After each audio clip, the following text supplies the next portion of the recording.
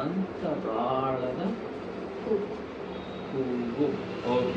ಅಂದ್ರೆ ಪ್ರೀತಿಯಲ್ಲಿ ಆಗುವಂತಹ ಒಂದಷ್ಟು ಅಂದ್ರೆ ಈಗ ಯಾರೋ ಲವ್ ಮಾಡ್ತಿರ್ತಾರೆ, ಈಗ ನಾವು ನಮ್ಮನ್ನು ಇಷ್ಟಪಡ್ತಿದ್ದಾರೆ ಅಂತ ಹೇಳಿ ಒಂದ್ ಸೈಡ್ ಅನ್ಕೊಂಡಿರ್ತೀವಿ, ಬಟ್ ಅದಕ್ಕೆ ಆನ್ಸರು ಕೊಡೋದಿಲ್ಲ.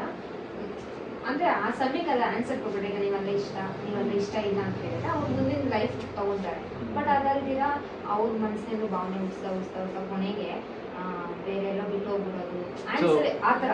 ನಮ್ಮ ಸಂಬಂಧ ಪ್ರೀತಿಯ ಸಂಬಂಧಗಳು ನಡೆಯೋ ಸಮಸ್ಯೆಗಳು ಅಥವಾ ನಡೆಯೋ ಒಂದು ಅದನ್ನ ನಡೆಯೋ ಸಮಸ್ಯೆಗಳು. ಹೌದು. ಮತ್ತೆ ಈಗ ಕೆಲವರು ಆನ್ಸರ್ ಬಂದಿದೆ ಈಗ ಸ್ಟ್ರಾಂಗ್ ಆಗಿರೋದು ಅಂತಂದ್ರೆ ಓಕೆ ಫೈನ್, ಬಟ್ ಸ್ವಲ್ಪ ವೀಕ್ನೆಸ್ ಇರೋದ್ರಿಂದ ಸೂಸೈಡ್ ವೀಕ್ನೆಸ್ ಇರ್ಬೋದು, ಬಟ್ ಎಮೋಷನಲ್ ಆಗಿ ಭಾವನಾತ್ಮಕವಾಗಿರೋ ವೀಕ್ನೆಸ್ ಅಲ್ವೇ ಅಲ್ಲ.